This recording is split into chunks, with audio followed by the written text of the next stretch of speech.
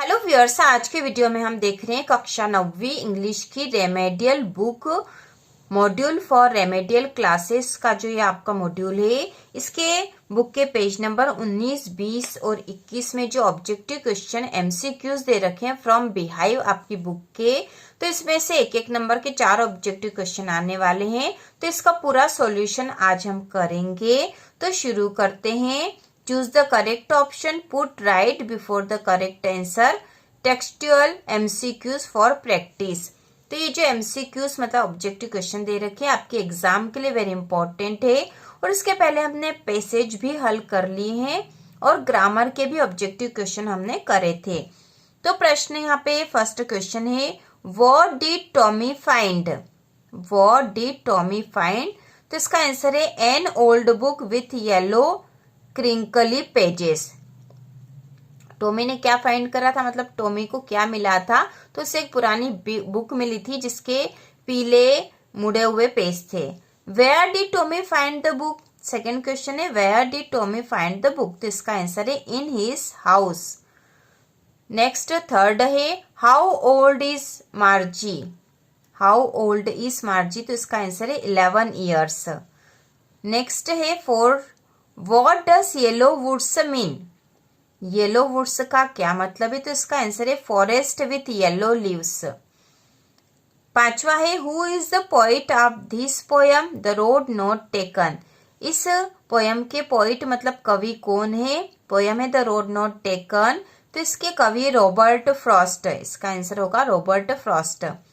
इसके बाद अगला है, which award was given to Evelyn in 1991? तो एवलिन को कौन सा अवार्ड मिला था 1991 में? तो इसका आंसर होगा सोलोइस्ट ऑफ द ईयर। इसके बाद है, which foreign language did Evelyn learn? Evelyn ने कौन सी विदेशी भाषा सीखी थी? तो इसका आंसर है बोथ ए एंड सी।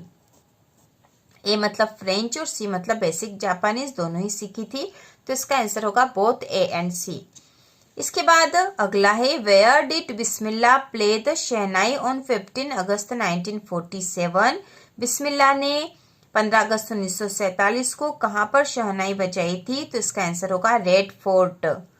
इसके बाद है, which national award was conferred on उस्ताद बिस्मिल्लाह खान? तो इसका आंसर है ऑल ऑफ दिस।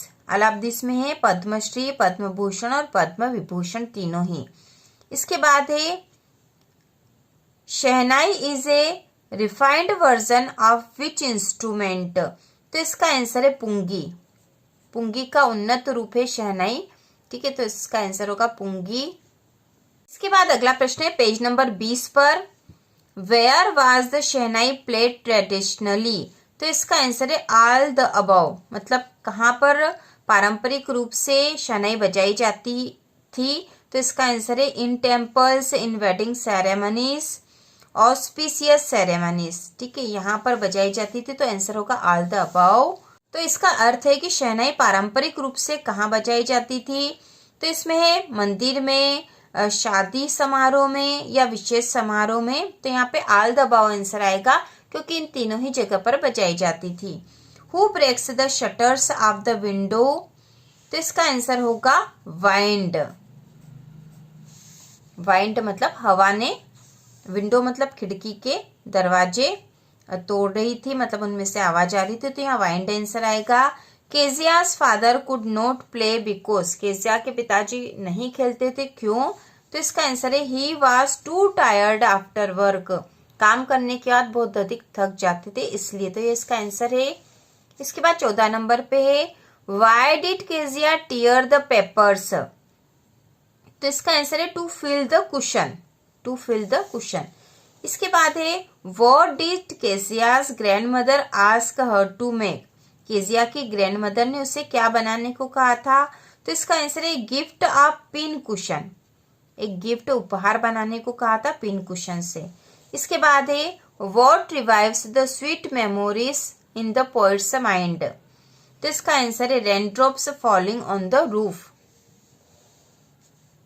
अगला है, what does स्टेरी spheres mean? स्टेरी spheres का क्या मतलब है?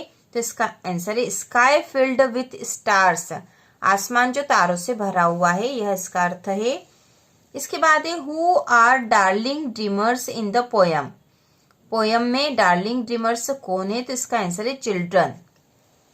इसके बाद है what did Albert classmates call him. Albert के क्लासमेट्स मतलब उसके कक्षा के साथी उसे क्या कहते थे, तो इसका आंसर है brother boring.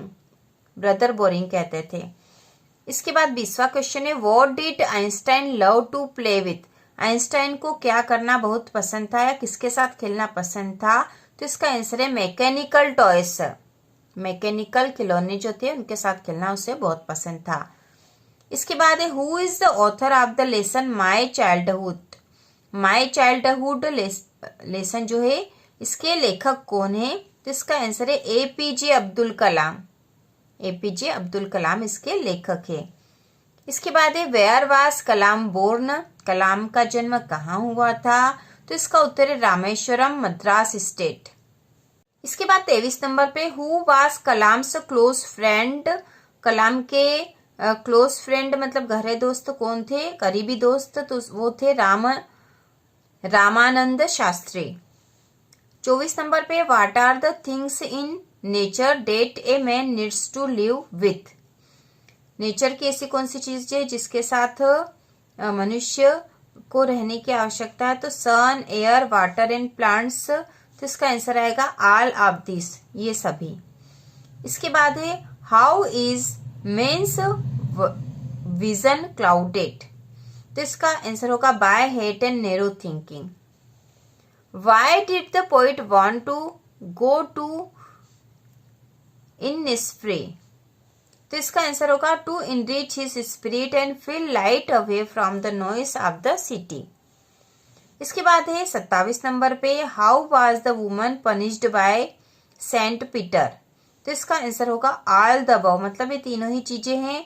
He made her homeless, he cursed a hard life and scanty food, he took away all the comfort of human life. All the above ये आंसर होगा, तीनों ही सही है इसमें। इसके बाद 28 नंबर पे है which incident showed that Santosh was concerned about her team mates, तो इसका आंसर है giving artificial respiration to them. 29 question है why did Santosh leave home for Delhi, तो इसका आंसर है to get proper education and avoid marriage. 30 number पे है what happened when Santosh scaled up the Mount Everest for the first time, तो इसका answer है she became the youngest woman to achieve the feat. इसके बाद 31 number पर है Sharapova loved reading novels of, तो इसका आंसर है आर्थर कोनान डॉयल। इस प्रकार से हमने पेज नंबर 19, 20 और 21 3 पेज के ये सारे एमसीक्यूज ऑब्जेक्टिव क्वेश्चन कर लिए हैं। इसके बाद इसके अगले वीडियो में पेज नंबर 22 और 23 पे जो ऑब्जेक्टिव क्वेश्चन दे रखे हैं वह हम हल करेंगे और इस प्रकार से हम इंग्लिश को संपूर्ण हल करने वाले हैं। और इसके साथ ही आपको जो भी कठिनाई है आप कमेंट करके बता सकते हो। इम्पोर्टेंट क्वेश्चन भी अब चैनल पर आने वाले हैं। तो इसी प्रकार के और वीडियो देखने के लिए कक्षा 9वीं इंग्लिश की संपूर्ण तैयारी के लिए चैनल को सब्सक्राइब कीजिए।